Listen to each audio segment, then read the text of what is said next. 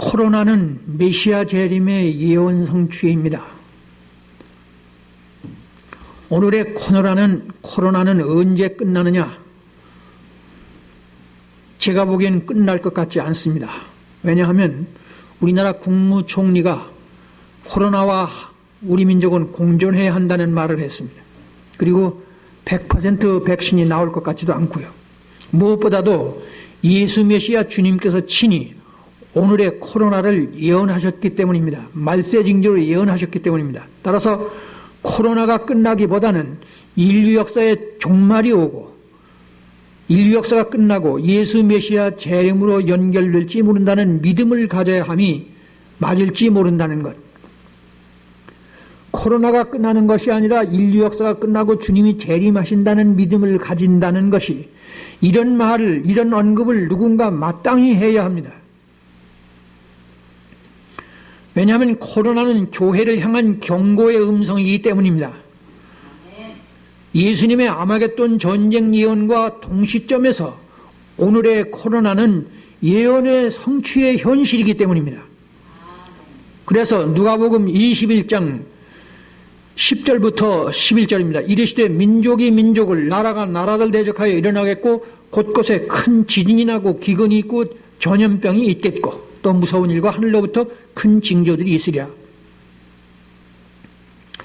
오늘의 코로나는 예수님의 예언의 말씀에 엄연한 눈앞의 현실로 나타난 예언의 성취인데, 그런데 오늘의 교회는 기껏 정부가 교회의 종교적인 탄압을 하는 것이냐 그렇지 않은 것이냐 하는 그런 데만 관심을 두는 것 같습니다. 이에 다시 생각해 볼 일입니다. 왜냐하면 국가 100년 대계인 중고등학교 아이들 등교를 중지시킨 상황입니다. 그러니까 일반 사회에서는 지금 교회가 다른 말을 하면 교회는 초등학교 아이들의 시민의식도 안 가지고 있느냐, 그런 비난을 들을 가능성이 있다는 것. 그러니까 복음 전파에 큰 실수를 하는 것이 됩니다. 복음 전파에 방해가 된다고요. 안 믿는 사람은 지금 신천지 대구에서 시작되는데 그 신천지 교회나 다른 교회나 똑같이 취급을 해요. 시작한 것이 교회인데 교회가 초등고등학교 모두 학생들을 등교를 거부시키는 상황에서 교회에 제재를 가한다고 해서 이 질서를 지켜달라는 말에 항의를 하면 불신세계 사람들은 똑같은 교회니까 신천지가 시작했는데 전도를 엄청나게 방해한다는 거, 이거 누군가는 얘기를 해야 합니다. 왜 이런 실수가 나오느냐? 다름 아닌 예수 메시아 재림의 징조 따위는, 예수 메시아의 재림의 징조 따위는 어디까지나 지나가는 얘기이기 때문에 그렇습니다. 달리 말하면 성경은 어디까지나 예언과 성취의 진리라는 것을 좀채로 알아듣지 못합니다. 그리고 예수 메시아 재림의 급박함을 말하면 마치 창세기 19장에 나오는 노새 사위들의, 노시 말하는 걸 사위들이 농담으로 들었지 않습니까? 지금 예수님의 재림을 농담쯤으로 듣기 때문에 예수님이 지금 전쟁과 함께 기근과 함께 전염병이 온다는 이 말이 바로 예수님의 재림 징조인데 이것에 대해서 관심이 없기 때문에 지금 방향을 엉뚱한 시각으로 본다고 말입니다.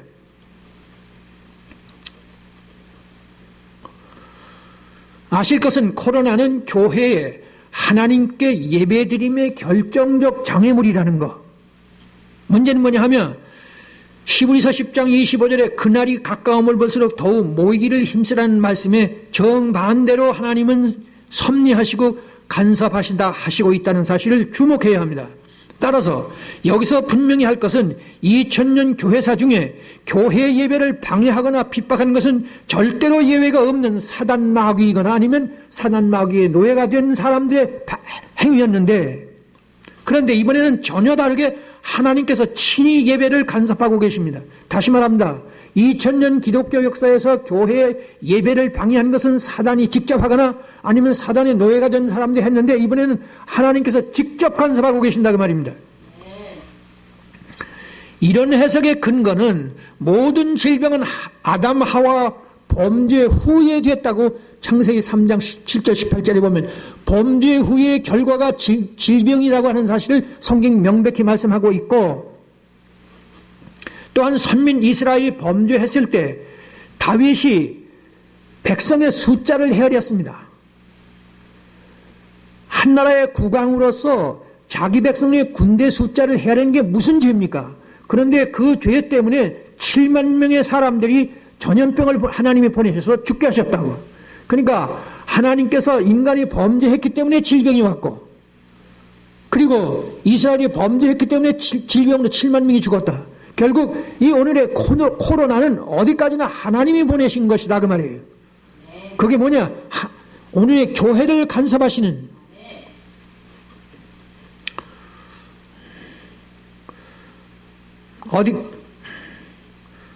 그러니까 세상이 아닌 교회를 향한 말씀입니다.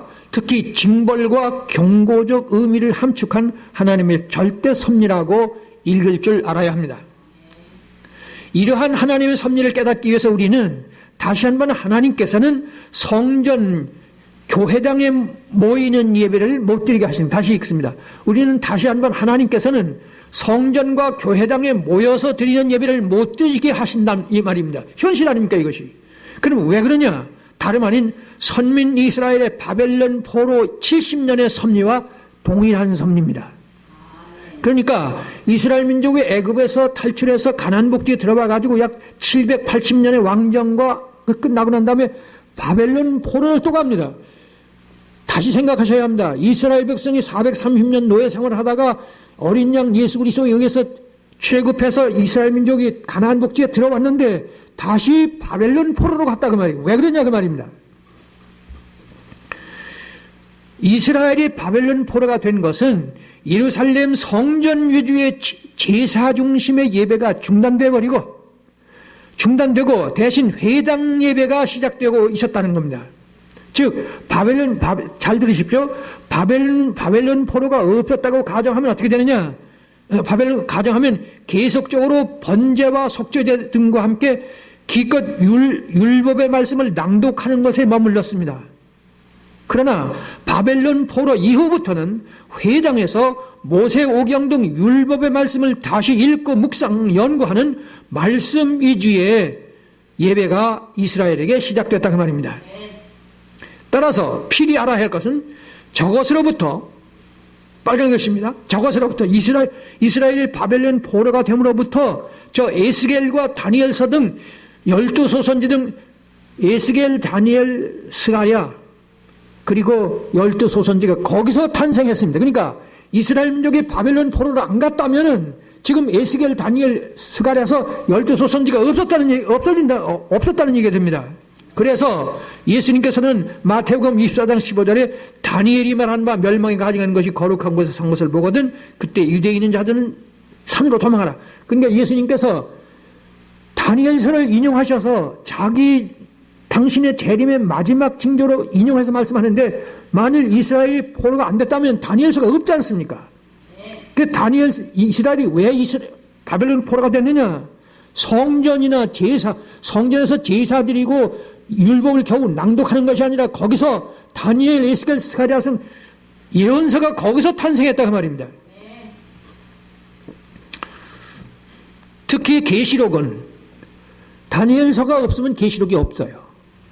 계시록은 신구약 66권의 완벽한 결론의 말씀이라는 거 다시 기억해야 합니다. 여기서 다시 한번 확인해야 하는데 신구약 66권은 오늘의 인류 역사를 연극 시나리오처럼 예언해 주셨다는 겁니다. 특히 이것을 알면 WCC, 종교다원주의, 속된 표현으로 동문서답도 유분수죠. 자다가 남의 다리 긁는다는 얘기도 있지 않습니까? 그럼 뭘 하는 짓이에요? 말도 안 되는 소리를 지금 하고 있어요. 근데 그것도 아직도 결론이 안 났습니다. 대한민국 교회가. 전 세계 교회가 WCC가 옳은지 그런지 아직 판정이 안 나서 90%의 교회가 목사님들이 지금 WCC에 그런지 안 그런지 그리 몰입하는 사람들 있지 않습니까? 왜 그러냐?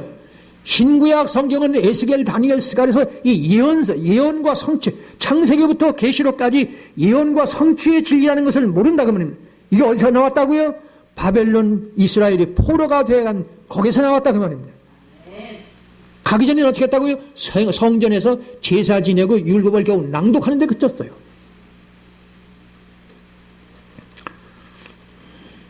제가 지금 드린 말씀은 우리 지금 코로나가 이스라엘 민족이 성전 제사와 제사 지내고 그 율법을 낭독하는 데서 멈추지 않도록, 거기 머물지 않도록 바벨론 포로로 보내는데, 그래서 예배를 중단시켰지 않습니까?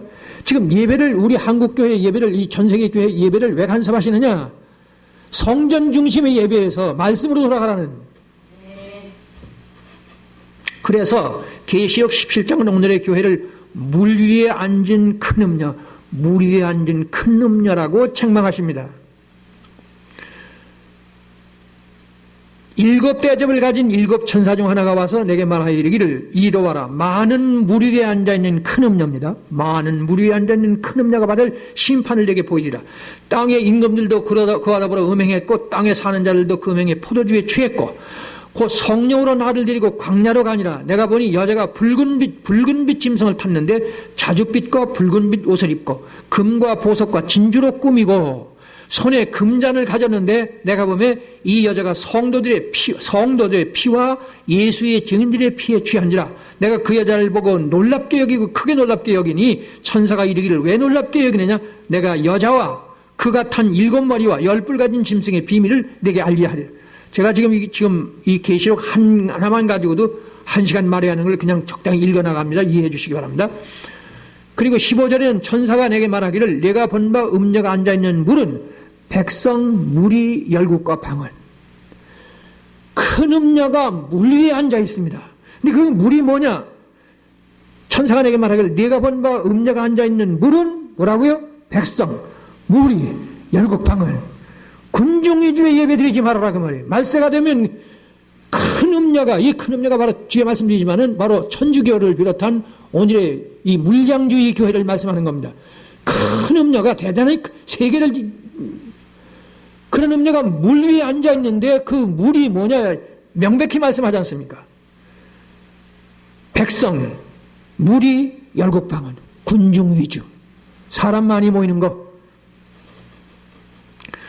특히 음녀가 앉아있는 무리란 곧장 군중을 가리킨다고 해석해주고 있지 않습니까? 그래서 무리라는 헬라어 오크로스는 무리이고 민중이고 백성이고 다수고 어중이 떠중의 뜻입니다. 쉬운 말로 해서 어리석은 군중을 지목하시는 뜻입니다. 말세지 말에 부패한 교회를 한마디로 요약한 말씀인데 다름 아닌 계시록 3장 14절 21절에 라오디게아 교회입니다. 계시록 17장에서는 음녀가 물 위에 앉아있는데 그 물이 뭐냐? 3장 14절에서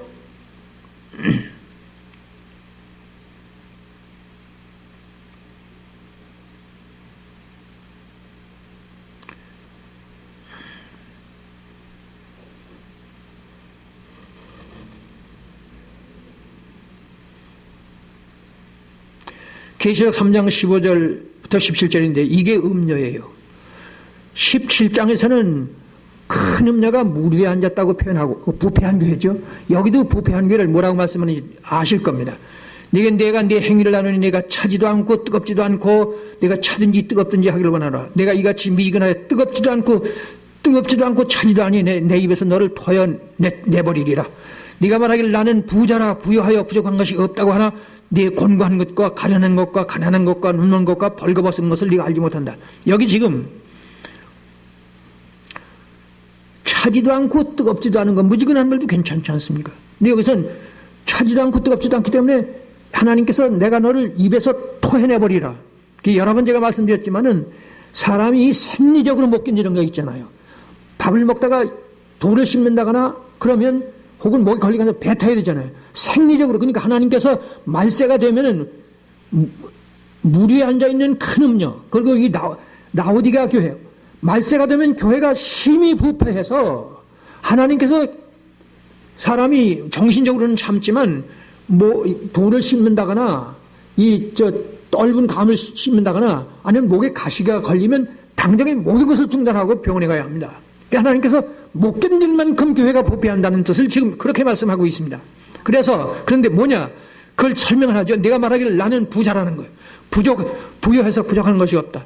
물 위에 앉았다는 말씀이나 나는 부자라 부여해서 부족한 것이 없다는 말씀 똑같은 거예요. 계시록 3장에서는 계시록 3장에 2장 3장에 7교회가 나오는데 마지막 교회가 라오디게아 교회라는 건 모두 알고 계시지 않습니까? 그런데 3장에서는 라오디게아 교회의 부패를 말하고 마지막 17장에서 이제 계시록이 끝나는 거 거기서는 뭐냐 하면 이 라오디게아 교회를 물 위에 앉은 큰 음녀라고 표현만 달리하는 건 똑같은 얘기입니다. 계시록 17장을 자세히 설명하면 좋지만은 거기에 마지막 이 인류 역사는 하나님께서 뭐 때문에 참아주느냐?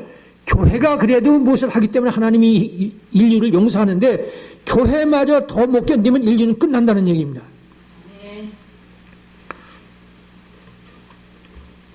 그런데 곤고한 것, 너의 곤고하고 가련하고 가난한 거, 눈이 멀고 그리고 벌거벗었대요. 여자가 나체가 되어서 세종로 거리를 거리고 다녔는데 속으로 생각하기를 그 여자가 나는 부자라 부여해서 부족한 것이 일체 없는 여왕이라는 것. 그런 참난 속에 있는 것이 마지막의 교회라는 겁니다. 뭐라고 말하든지 성경이 그렇게 말하고 있습니다. 이거를 부인할 사람은 아무도 없습니다. 라오디게 교회가 계시록에서 마지막 교회라는 거 알고 저 계시록 10장에 누가 봐도 아주 쉽게 해석돼요. 물이 뭐냐?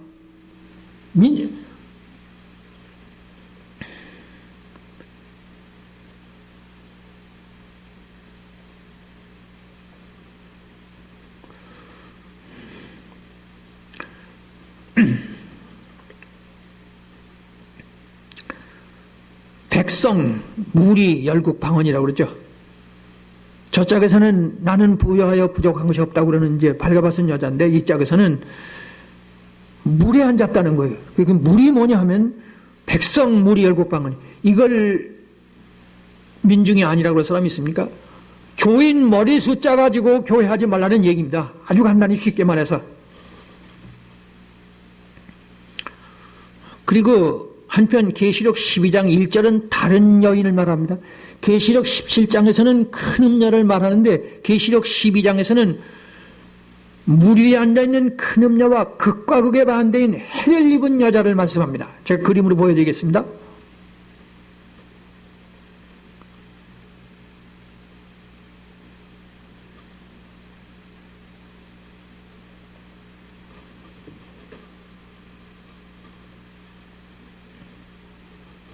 이거는 지금 계시록 12장입니다.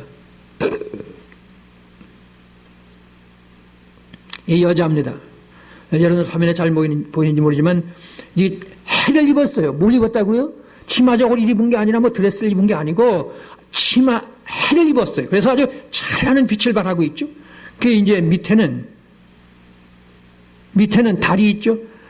해를 입었고 발 아래는 달이 있습니다. 그리고요 이 위에는 지금 반짝거리죠? 12별입니다.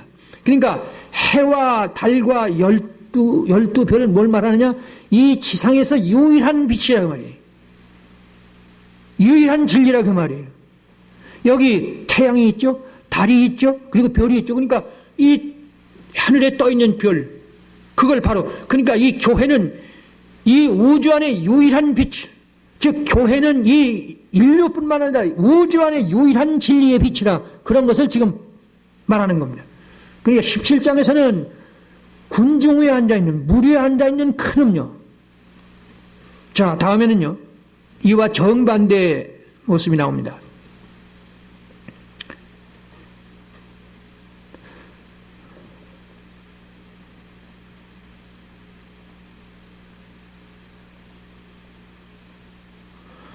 아까 해를 입고 발 아래는 달이 있고 머리에는 12별의 면류관을 쓴 이 여자가 지금 이렇게 변했어요. 이게 뭐죠? 이게 짐승이죠. 7머리 10뿔 짐승. 이 여자가 이렇게 변했다고요. 그러니까 지금 초대교회로부터 마지막 교회는 이렇게 짐승을 타고 있어요. 네? 짐승. 이게 짐승이 뭔지 또 보여드리겠습니다.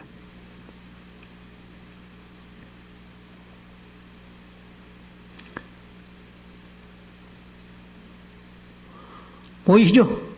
이게 아까 그 짐승이에요. 여자가 타고 있는 짐승입니다. 네? 그리고 여기 이 왼쪽에는 뭐예요? 이게 사단이죠. 네? 지금 이 사단에게서 이 여기 7머리, 머리는 7개고 뿔은 7머리 10뿔이고, 그리고 이것은 사자이면서 곰이면서 표범입니다. 이 표범이면서 곰이면서 사자, 아주 사나운 짐승인데다가 뿔은 10이고 머리는 7입니다. 아주 괴상한 짐승이죠. 이게 뭐냐면 적그리스도를 말하는 겁니다. 그러니까 아까 보여주셨죠?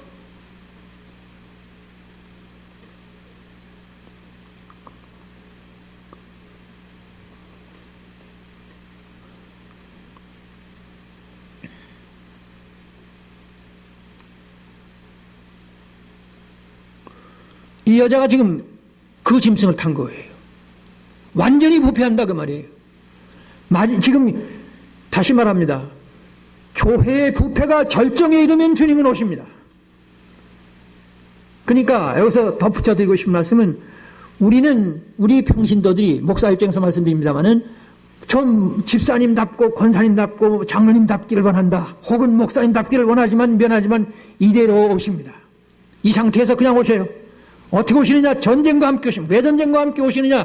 전쟁이 일어나서 인류가 3분의 1이 죽는, 길가에 시체가 너부러지고 미사일 폭탄이 떨어지면 그때야말로 진짜 그리스도인 되는 겁니다. 여기서 제가 오늘 주제는 아닙니다만은, 예수님은 전쟁과 함께 재림하신다는 거 모르면 성경을 모르는 겁니다. 그러니까 이 여자가 지금 교회인데 아까 12별의 멸류관을 쓰고 해를 입고 발 아래 유일한 찬란한 빛을 발하던 이 여자 교회가 지금 이 짐승을 타고 있어요. 또 보여드릴까요? 이 짐승을 타고 있어요.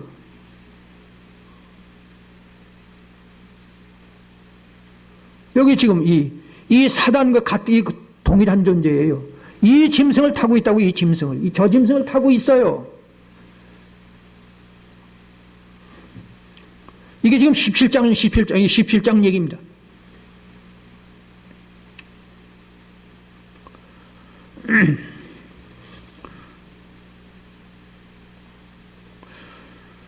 물 위에 앉은 큰 음녀가 짐승을 타고 있다는 뜻은 우선 오늘의 13억의 가톨릭 세력을 지목하신 뜻입니다. 다시 말합니다. 지금 해를 입고 발 아래 달이 있고 그리고 12별의 멸류관을 쓴 찬란한 빛을 발하는 이 여자가 7머리 10뿔 표범검 사자, 이 지금 적그리스도를 타고 적그리스도 위에 있어요. 오늘 이 가톨릭 계시록 17장을 제가 해설하면 누구도 아니라고 할 사람이 없습니다. 아주 자세히 나오니까요.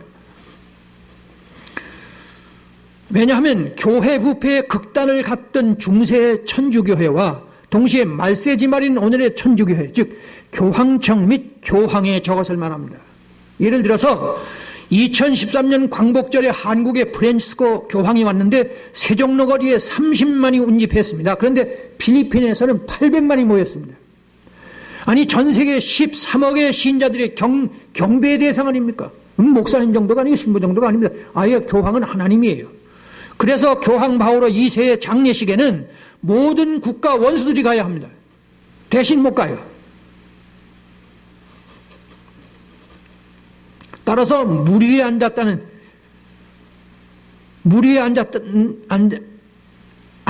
뜻이 짐승을 타고 앉았다는 말이나 같은 뜻이에요. 아까 짐승 위에 찬란한 빛을 발하던 여자가 지금 짐승을 타고 있죠. 그 말이나 지금 물 위에 큰 음녀가 물 위에 앉았다는 말이 같은 뜻입니다. 짐승이나 물이나 이 교회의 부패나 같은 동일한 뜻이에요.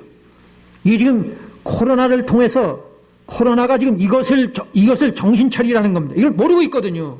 제가 오늘 이 말씀을 취급하는 이유는 뭐냐면 우리는 교회에 부흥하면 어디까지나 심령을 보는 것이 아니라 사람 숫자 많이 모이는 거 자랑하는데 지금 천주교회가 한국에 30만이 작은 겁니까? 필리핀 800만이 모인다는 거예요. 그런데 6절에 이 여자가 성도들의 피와 예수의 증인들의 피에 취한지라 내가 그 여자를 보고 놀랍게 여기고 크게 놀랍게 여겼다는 거예요. 제가 지금 본문 아까 읽어드렸죠. 이 물 위에 앉는 큰 음녀가 성도들의 피입니다. 여자는 교회라는 거 다 아시죠? 성도들의 피와 예수의 증인들의 피에 취했다는 거예요. 내가 그 여자를 보고 이 사도 요한이 지금 계시록을 계시받는 이 사도 요한이 놀랄 수밖에 없죠. 왜냐하면 교회가 성도들의 피와 예수의 증인들의 피에 취했으니까 사도연이 놀랄 수밖에 없어요. 그냥 놀라니까 놀라지 말라. 내가 이 여자와 짐승과의 관계를 얘기해 줄게. 이제 그런 말씀이 나오지 않습니까? 그게 뭘 말하느냐? 여러분이 잘 아시는 것처럼 뭐 중세 천주교의 그 부패를 전쟁을 했지 않습니까? 웬만하면 다 아는 얘기예요. 독일의 30년 전쟁하면 아마 초등학교 애들도 알지 모릅니다. 1618년부터 1948년까지 30년 동안 전쟁을 해서 신고기원에 800만이 죽었어요. 독일 인구의 3분의 1이 죽었다고 그럽니다. 왜 그래요? 이 말틴 루터가 종교교회 가니까 천주교가 공격한 거 아닙니까? 그 다음에요, 위그너 전쟁이라는 게 또 있어요. 이건 독일이고, 이거 프랑스에서는 위그너 전쟁인데 모두 다 거의 다 상식입니다. 거기서도 1562년부터 1598년 성 바돌로메 축제 학살 사건, 왕자들이 결혼하는데 거의 갑자기 습격해서 아주 유명합니다. 갑자기 결혼식장을 습격해서 사람을 죽여. 교회가 성도들의 피와 예수의 증인들의 피에 취했다는 말씀은 삼척동자도 해석할 수 있는 말이에요. 여기 지금 다시 읽어드릴게요. 이 계시록 17장에 나오는 말씀입니다. 저 큰 글자요. 이 여자가, 이 음녀가 성도들의 피와 예수의 증인들의 피에 취했다는 거예요. 그러니까 이 사도 요한이 이 교회가 성도들의 피와 예수의 증인들의 피에 취한다는 말은 죽인다는 얘기 아닙니까? 그러니까 사도 요한으로서는 이상하게 기억했다는 거예요. 아니 어떻게 이럴 수가 있느냐. 이미 천주교가 그런 일을 하기 전에 이건 이 사도 요한을 통해서 계시한 그 계시의 성도들의 피와 예수의 증인들의 피한 이 음녀를 예언했는데 중세에 독일 30년 전쟁 그리고 위그너 전쟁에서 예를 드는 거죠. 엄청나게 죽었습니다. 그 예언의 성취라 그 말이에요. 앞에서 말씀드렸죠. 이 성경이 예언과 성취라는 걸 모르면 성경을 반밖에 모르는 거예요.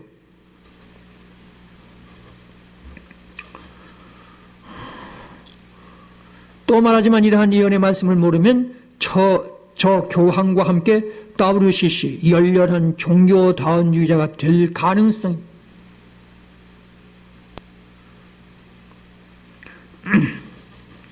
그런데 여기에 개신교도 제외될 수가 없습니다. 제가 읽습니다. 특히 대형교회주의와 물량주의라는 한마디는 캐톨릭의 저것보다 못지않게 성령을 심히 근심시키는 일입니다. 대형교회주의, 물량주의 말입니다. 이러한 해석의 결정적인 이유와 근거는 말세지 말의 적그리스도의 세태의 특징 중의 특징은 이 세태의 특징 중의 특징이 있습니다. 군중이 모든 것을 해결합니다. 미국 대통령 선거 아시죠? 시끄럽지 않습니까? 우리나라도 비슷하죠. 전 세계가 똑같아요. 이 민중민주주의가 언제부터 왔느냐? 2차 대전 이후부터 왔습니다. 예수님께서 1차 대전, 2차 대전을 예언했거든요. 나라와 나라, 민족이 민족을 난리와 난리 소문. 2차 대전 이후 예수님께서 1차 대전, 2차 대전을 예언한 이후부터 그전에는 이 봉건주의 아니었습니다.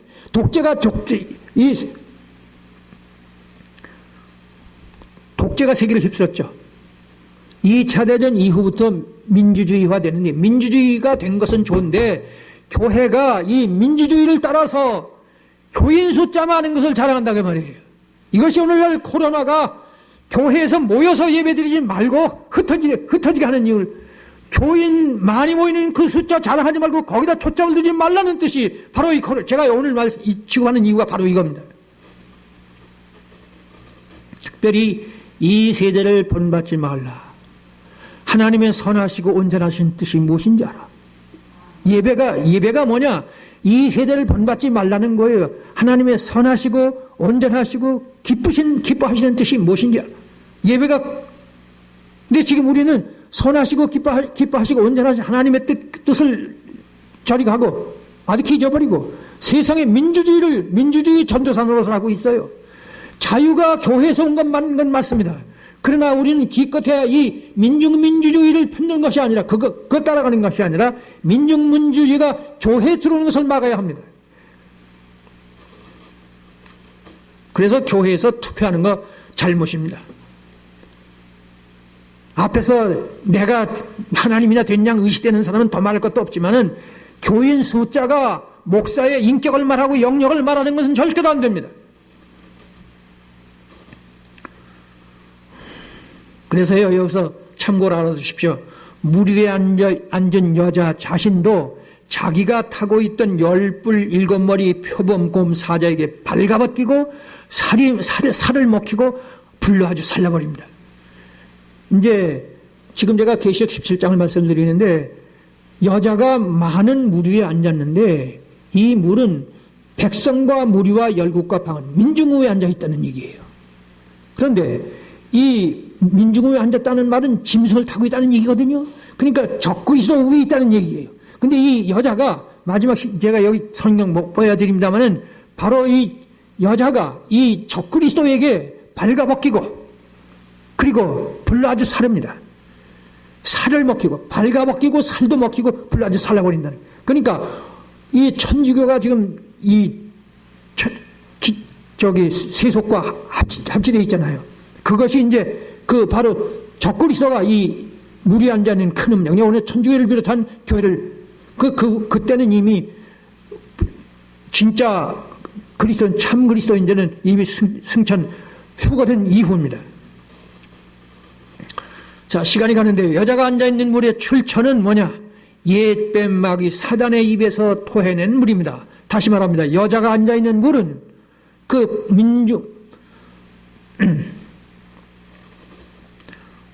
열국 무리 백성, 그러니까 민중인데 그것은 사단의 입에서 토해낸 물입니다. 용이 자기가 땅으로 쫓긴 것을 보고 남자를 낳은 여자를 박해하는지라 그 여자가 큰 독수리의 두 날개를 받아 광야 자기 곳으로 날아가 거기서 그 뱀의 낯을 피해서 한때 두때 반때를 양육받으며 여자의 뒤에서 뱀이 그 입으로 물을 강같이 토하여 여자를 물에서 떠내려가게 하려 하되 땅이 여자를 도와서 그 입을 벌려 용의 입에서 토한 강물을 삼키니 용이 여자에게 분노하여 돌아가서 그 여자의 남은 자손 곧 하나님의 계명을 지키며 예수의 증거를 가진 자들과 더불어 싸우려고 바다 모래 위에 섰더라. 여기서 제가 긴 말씀 못 드립니다만은 바로 지금 이 사단이 여자의 뒤에서 물을 토합니다. 여자의 뒤에 다시 말씀드리지만 여자의 뒤에서 왜 뒤에서 물을 교회는 전혀 모른다고 말이에요. 이 물 위에 앉아 있는데 지금 군중 위에 앉아 있으면서 자기가 지금 잘못 까고 있는 걸 모른다는 거예요. 왜냐하면 뒤에서 물을 토하니까. 뱀이 앞에서 토하는 게 아니라 뒤에서 토해요. 이 말씀의 요절은 이거 설명하려면 1시간 이상 해야 합니다. 여자의 자기 곳은 광야임을 잊지 말라라 하는 말씀이 이게 12장의 말씀이에요. 그 첫째는 출애굽기 전체가 말씀하는 이스라엘 민족의 40년 광야 생활의 저것입니다. 따라서 해보세요. 여자의 자기 곳은 광야다. 여자의 자기 곳, 자기가 태어난 곳, 자기가 마땅히 있어야 할 곳, 거기 아니면 그건 광야예요.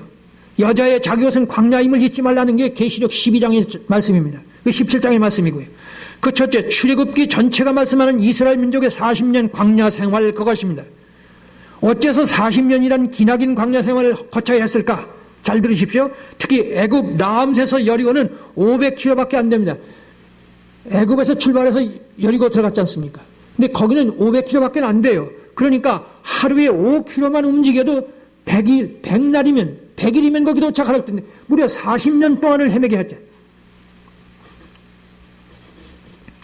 결코 가볍게 듣지 말아야 할 말씀입니다. 만일에 광야 40년 광야 생활이 없었다고 가정하면 우선 모세의 10계명이 없지 않습니까? 광야 40년 기간 동안에 모세가 10계명을 받습니다. 10계명이 없다면 모세오경, 창세기, 출애굽기, 레위기, 민수기, 신명기 없지 않습니까? 따라서 이스라엘 민족의 유대교도 없을 것 아닙니까? 그리 되면 결국 구약 성경 전체가 없지 않습니까? 결론은 예수 메시아가 없다는 말이 되지 않습니까?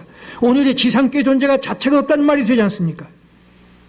왜냐하면 여자의 교회의 자기 곳은 광야이기 때문에.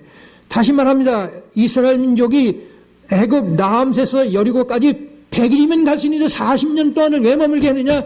교회는 광야에서 태어났고 거기서 성장했고 거기서 완성돼서 가나안 땅에 들어갔다는 얘기. 교회에 자기가 있을 곳. 간단히 말해서요. 물을 떠난 고기는 존재할 수가 없듯이 교회가 존재할 곳은 광야예요. 광야는 뭐가 없느냐? 군중이 없어요. 교인 숫자만 가지고 교회를 말하면 안 된다는 그런 얘기가 오늘 코로나입니다. 제가 이러면 설교 다 한 거예요. 그래서 조금 더 합니다. 출애굽 광야는 모세가 우선이었어요. 출애굽기가 있기 전에 먼저 모세가 출애굽을 한다고요. 모세 애굽 궁중의 왕자의 자리가 얼마나 좋은지 아실만 하죠. 오늘의 대통령 정도입니까? 대벌 총수 정도입니까? 아마도 진시황이나 솔로몬 왕의 그 영화쯤이 안 되겠습니까? 그러나 모세는 저것들을 헌신짝 버리듯이 버리고 미디안 광야로 돌진하고 있었습니다. 무엇보다도 광야 40년이 다 끝난 애굽 궁중을 떠나서 미디안 광야로 가는데 40년 동안 광야를 지나고 난 다음에 그제서야 비로소 하나님이 나타나서 떨기나무에 불이 타고 네 발에 신을 벗어라 말하지 않습니까? 광야, 출애굽의 광야, 출애굽도 그렇고 광야 40년도 모세가 있었다 그 말이에요. 모세 한 사람이 필요합니다.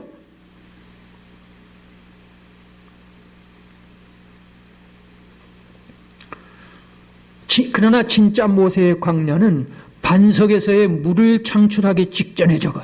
긴 얘기 못합니다. 이들이 조금 있으면 내게 돌질하겠습니다. 이 순간이었습니다.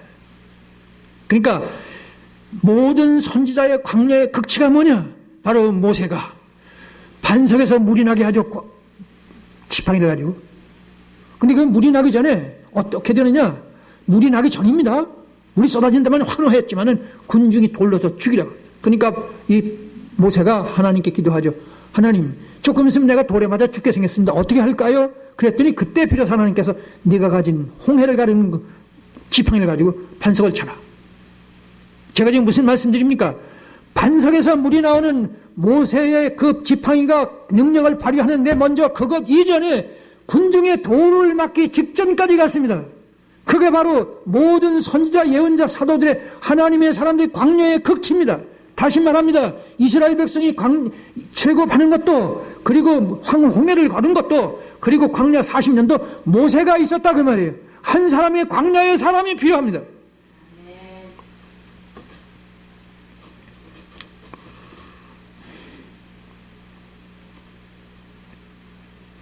다시 말하면 모세와 군중을 완전히 차단시키고서야 시피의 두 돌파는 계시되고 있었습니다. 이는 엘리야도 마찬가지고 노아도 마찬가지고 예레미야, 다니엘, 신약의 모든 하나님의 사람들은 광야의 사람, 군중의 돌을 맞는 거예요. 군중의 외면을 당하는 겁니다. 미안하지만 제가 조금 경험했지 않습니까?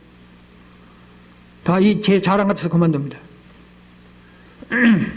그러나 모세도 말하고 엘리야, 예레미야 모두 다 있지만은 광야의 선지자 예언자의 극치는 누구냐? 예수 메시아 주님께서 보여주셨습니다. 그 중에서도 십자가에서의 최후의 한마디 엘리 엘리 라마 사박다니 아시죠?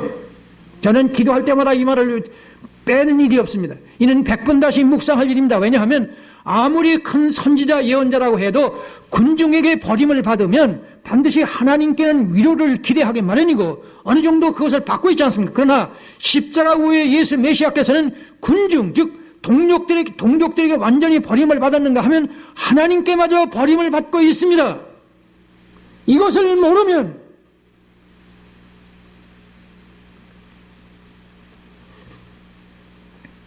물론 이는 인류 역사상 절대로 있을 수 없는 모순당착, 영어에서 contradictory 그럽니다. 저 영어 잘못, 패러독스 역설입니다. 모순당착이고 역설이에요. 왜냐? 신구약 성경의 예수 메시아께서는 곧장 유일될 때 여호와 하나님이라는 거예요. 제 얘기 들리시나요? 지금 모세의 광야를 제가 얘기했잖아요. 많은 선지자들이 다 그렇다고 말씀드렸잖아요. 하나님의 사람의 광야의 극치는 예수 그리스도인데, 다시 말하지만 많은 선지자들이 다 군중에게 버림을 당하면 하나님께는 위로를 받아야 하지 않습니까? 또 그렇게 사실인데 예수님은 동족 군중들에게 완전히 버림을 당해서 십자가에 못 박으러 아우성 쳐서 빌라도는 안 죽이려고 그랬는데 기어이 죽였지 않습니까? 군중에게 버림을 당하는 거면 하나님께마저 버림을 당하는 순간,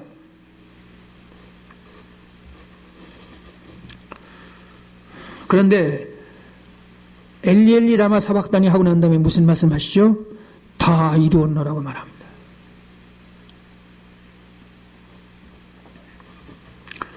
다시 말하면 예수 메시아의 저 광야의 고독의 극치가 인류를 구원하시는 여호와 하나님의 권능 자체입니다. 다시 말합니다.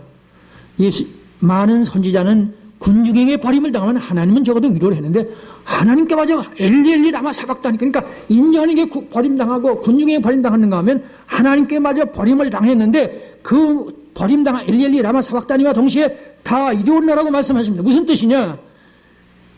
선지자의 광야의 극치가 바로 여호와 하나님의 우리 인류를 구원하는 권능 그 자체라고 말이에요. 그래서 여기서 결론은 세례교인 이상이면 무리나 군중을 필연코 이겨야 합니다. 목사, 장로, 권사, 집사는 말할 것도 없고 세례교인 이상이면 베드로전서 3장 20 물은 예수 그리스도께서 보혈하심으로 말미암아 너희를 구원하는 표라는 거예요. 뭐냐? 그 세례라는 거예요. 이는 육체의 더러운 것을 제어버림이 아니요 하나님을 향한 선한 양심의 간군이라. 그들은 전에 노아의 날 방주를 준비할 동안, 잘 보세요. 전에 노아의 날 방주를 준비할 동안에 하나님이 오래 참고 기다리실 때에 복종치 않던 자들이라. 방주에서 물로 말미암아 구원을 받은 자가 몇 명뿐이니 겨우 8명이라.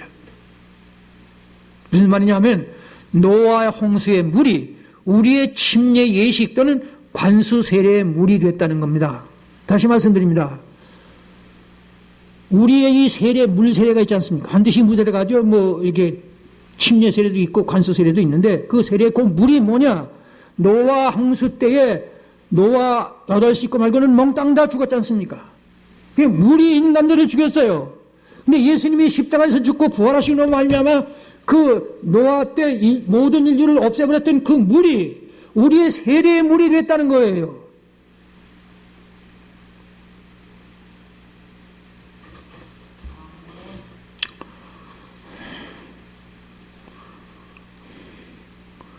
문제는 세례교인의 기초적인 상식을 알고 있고 누리고 있느냐. 특히 이 시간 말씀으로는 물과 군중을 이기는 것이라는 겁니다. 여기 보세요. 세례받는 것은 뭐냐? 물과 군중을 이기라는 거예요. 여론에 움직이지 말라는 거예요. 사람이 나한테 뭐라고 말하는 게 아니라, 중요한 게 아니라 수천 수만 온 인류가 다 나를 정죄해도 하나님 앞에 내가 옳은 사람인지 아닌지 그걸 확인하는 게 세례받는 거예요. 왜냐하면 노아 홍수 때 전체 인류를 다 죽인 물이 예수님이 십자가에서 죽고 부활하셔서 그 물이, 죽이던 물이 우리의 관수 세례가 됐던 침례 세례, 바로 그 물이라는 거예요. 그러니까 세례 받은 사람은 무슨 소리냐? 군중을 이기라는 거예요. 그 전체 인류를 다 죽였으니까 예수님이.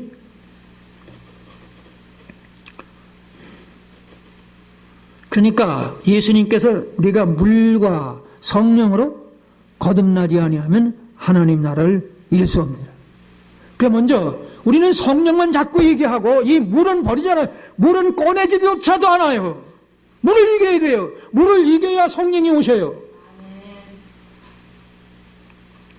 물과 성령으로 거듭나야지. 성령으로만 거듭나면 신비주의에 빠져버려요.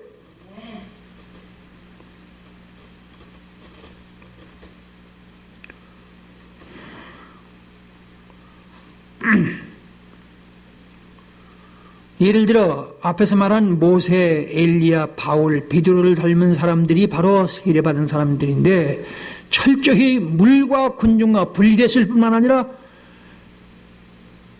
군중들의 던지는 돌에 맞아 죽지 않습니까? 스데반이죠. 적어도 스데반 집사를 닮지는 못하지만 그렇게 살고 싶다고. 기도 성공하고 싶습니까? 나로 하여금 스데반처럼 돌에 맞아 순교는 못할지라도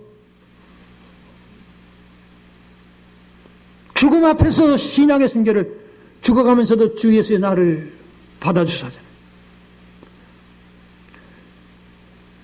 군중이 돌을 던졌어요. 스데반을 죽인 것은 군중이 죽였습니다. 예수님을 죽인 것은 빌라도 로마 총독이나 헤로드 왕이 아니었어요. 제사장도 장로도 바리새인 서기관도 아니고 군중이 떠들어서 예수님을 죽였습니다.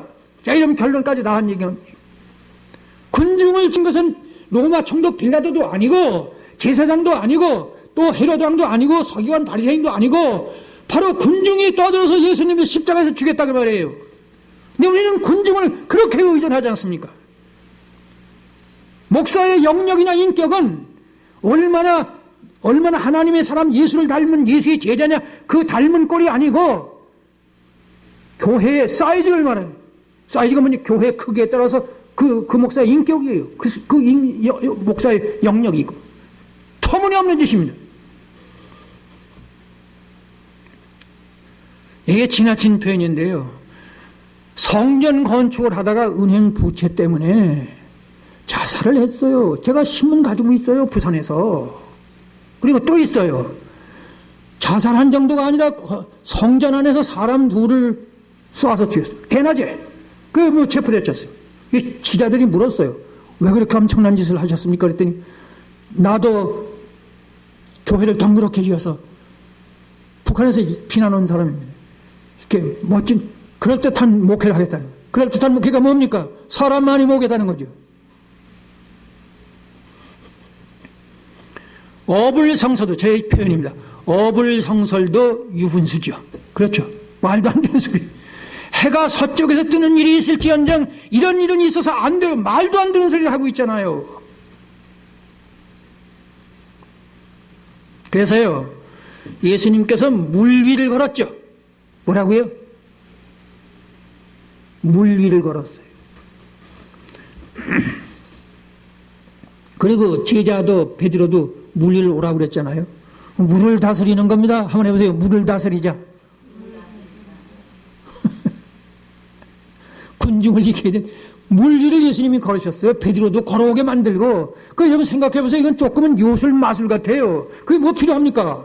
예수님께 오병이어는 배고프니까 그렇고 병자들 고치는 건 병이 고쳐주는데 예수님이 물 위를 걸어서 뭐래요? 베드로가 물 위를 걸어서 뭐 어떻단 말이에요? 이건 바로 말세가 되면은 사람들이 군중을 초월하라고 말이에요. 전 그렇게 해석합니다. 그래서 예수님께서는 끝내 세례 요한의 물 세례 예식에 참석을 했습니다. 아시죠? 네? 예수님이 세례 요한이 선생님 무슨 말씀입니까? 제가 선생님께 세례를 받아야지 제가 선생님께 세례를 베푼다는 말이 됩니까? 안 됩니다. 그랬더니 예수님 끝내 이제 행하라. 이래서 모든 하나님의 의를 이루는 것이 기어이 세례를 받죠. 그래서 보세요. 물에 기어이 잠겼습니다. 그렇죠? 그리고 물에서 올라갔지. 물을 이기셨어요. 예수님이 물에 쑥 들어갔다고요. 완전히 들어갔다 올라오셨어요. 모든 하나님의 사람들, 예수의 제자된 사람들은 물 세례를 받은 사람은 군중을 이겨라 그 말이에요. 왜냐하면 큰 음녀가 물 위에 앉아 있어요. 계시록 17장 그 오늘의 천주교회 2000년 전주교회에서 자세히 나옵니다. 거기 아주 지점까지 나와요. 로마 지점까지 나옵니다. 그래서 사도 바울의 세례에 대한 해석입니다. 고린도서 10장 1절부터 4절. 형제들아 너희가 알지 못하기를 원치 않노니 우리 조상들이 다 구름 아래에 있고 바다 가운데로 지나며 모세에게 속하여 다 구름과 바다에서 세례를 받았다 그러죠. 이스라엘 백성이 홍해를 건널 때 그 표적 기사는 세례 예식이라고 말해요. 뭐라고요? 지금 여기 고린도전서 10장 1절부터 4절 바울이 하는 말은 이스라엘 백성이 출애굽해서 이 홍해를 건너는데 그게 바로 세례 예식이래요. 물을 이겼다고 말이에요. 물을.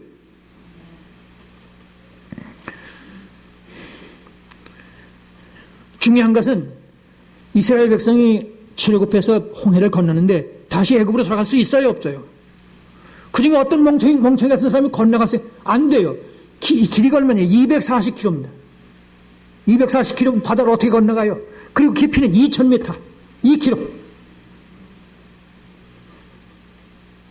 하나하면 교회의 성찬 세례 예식에 참여하고 있는 사람은 예수를 떠난 인생은 차라리 나를 총살 형장, 교수대 형장으로 데려가 달라고 말할 만큼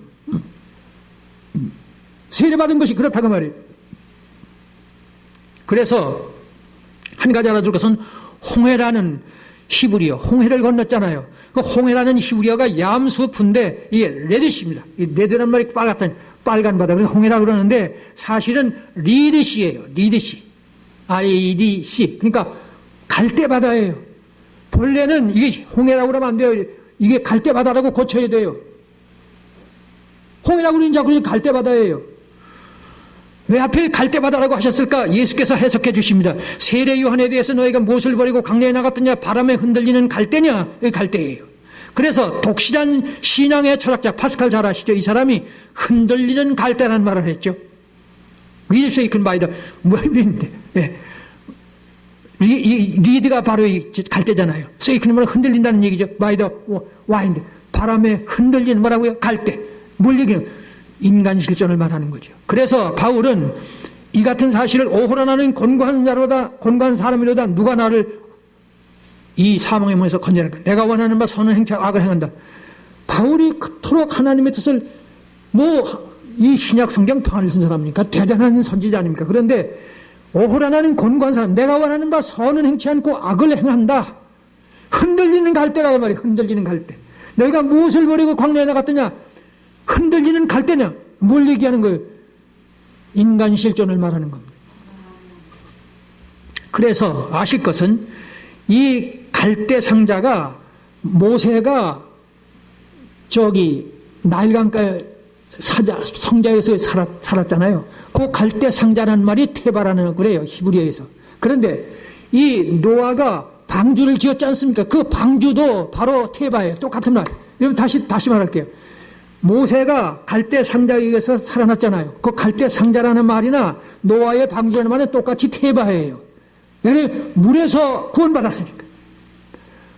방주가 없으면 죽었잖아요. 다 죽었잖아요. 방주에 의해서 노아 8식구가 살았지 않습니까? 근데 모세가 바로 상자에 의해서 구원받았잖아요. 그게 똑같은. 인간 실존은 바람에 흔들리는 갈대와 같이 연약한 존재지만 예수 그리스도의 이름으로 세례를 받는 것으로 구원은 확정된다. 그것이 오늘의 세례입니다. 뭐라고요? 물에 잠겼다가 물을 이겼다 그 말이에요. 자, 너무 좀 건너뜁니다. 최후의 결론적 한마디는 여자 교회의 자기 곳, 광야의 뜻을 선명히 깨달아야 합니다. 이 자기 곳, 한번 해보세요. 자기 곳.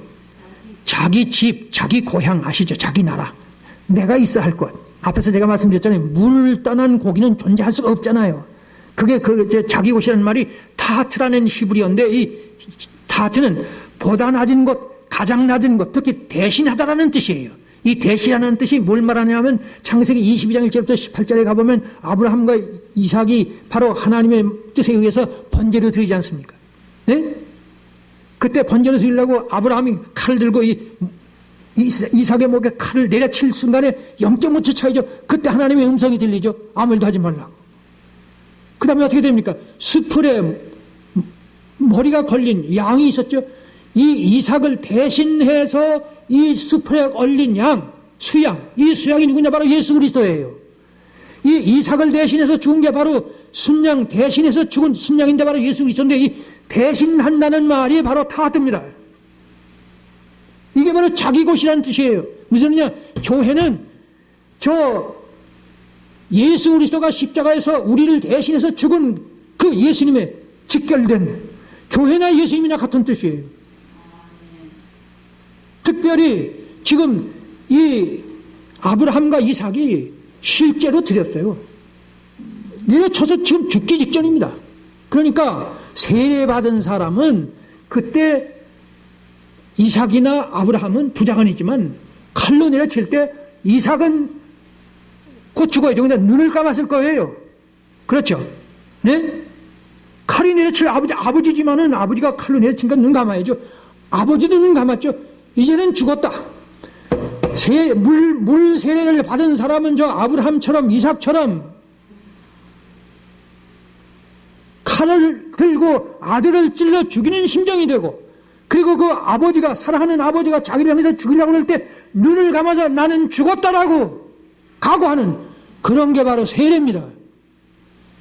물 위에 앉은 큰 음녀, 이 마지막 주님이 오실 때가 되면 오늘의 교회가 물 위에 앉아있는 큰 음녀라는 거예요. 큰 음녀가 뭐라고요? 전 세계 13억을 다스리는 로마 교황청, 그리고 개신교회의 물량주의, 머릿수 가지고 교회 따지는 거예요. 그래서요, 한마디로 하면 이 광야라는 말이 미드바르예요. 뭐라고요? 광야라는 말이 히브리어에 그 대신이라는 말은 자기 곳이라는 말은 타투고 여기 광야라는 말은 미드바르인데 이 미드바르는 다바르하고 이 미드바르는 광야인가 하면 입과 말이에요. 한번 해보세요. 입과 말이다. 아니 광야는 광야고 입은 입이고 말은 말이지 광야라는 말과 입과 말이 같은 뜻이다? 이거는 전 세계 모든 종족의 언어를 다 따져도 없을 겁니다. 그런데 히브리어는 있습니다. 왜 그렇습니까? 하나님의 말씀을 하나님의 계시의 말씀을 바로 받으려면은 광야에 가라는 거예요. 광야, 군중을 피한 곳에만 하나님의 계시의 말씀이 있다는 말씀입니다. 그런데 오늘날 제가 뭘 말씀드립니까? 이 코로나가 왜 왔습니까? 교회에 모여서 예배 드리는 것을 지금 하나님이 직접 간섭하고 계시잖아요. 이런 걸 누군가는 언급을 해야 돼요. 그래서 제가 몇 달 동안 지금 이걸 일부러 치고 하는 겁니다.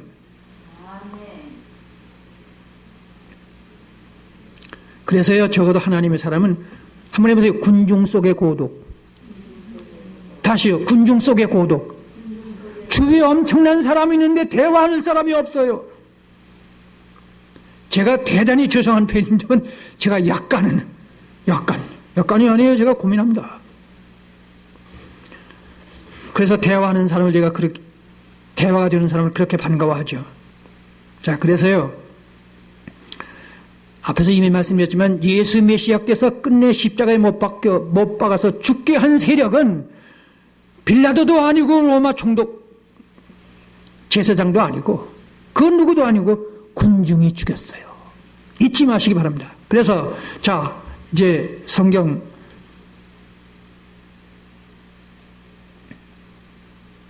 다 같이 읽습니다.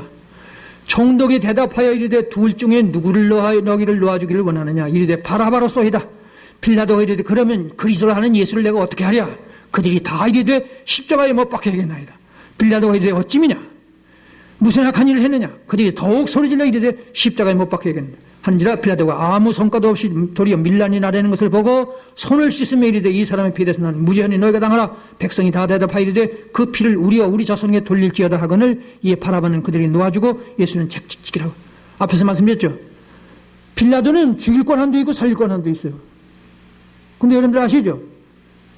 예수님을 만나니까 큰일 나게 됐거든요. 그 예수님의 위험이 있었을 겁니다. 그런데 자기 아내가 뭐라 그래요? 여보 그 사람 절대로 간섭하지 개입하지 마라. 내가 밤에 끄면 그 얼른 손을 씻잖아요. 그런데 군중이 아우성을 치니까 역시 권력자는 이 군중을 무시 못할 그 예수님을 죽도록 군중이 예수를 죽도록 내줬어요. 제가요 여기서 이제 말씀을 마칩니다.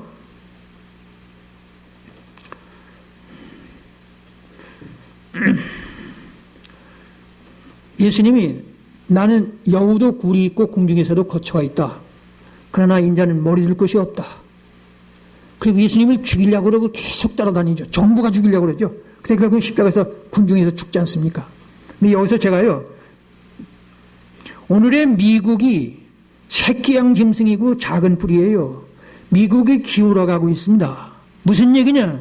다음에 제가 연속해서 말씀드리겠지만은 지금 코로나는 전쟁과 함께입니다. 자 보세요. 큰 글자 보세요. 또 이 시대 민족이 민족을 나라가 나라를 일어나겠고 전쟁이죠. 네? 그리고 큰 지진과 지진도 다음에 말씀드리지만 이게 지진이 자연재해 지진이 아니고 바로 핵무기 폭발을 말하는 거예요. 전쟁과 함께 지금 코로나가 왔습니다. 그건 제가 다음에 말씀드리겠지만 유럽의 페스트가 그랬고요. 그리고 스페인 감기라는 것 모두 전쟁과 함께 왔어요. 오늘날 이 코로나가 유행하는 것은 3차 대전이 가깝다는 징조입니다. 주님이 가까이 와 계신다는 증거예요. 기도드리겠습니다.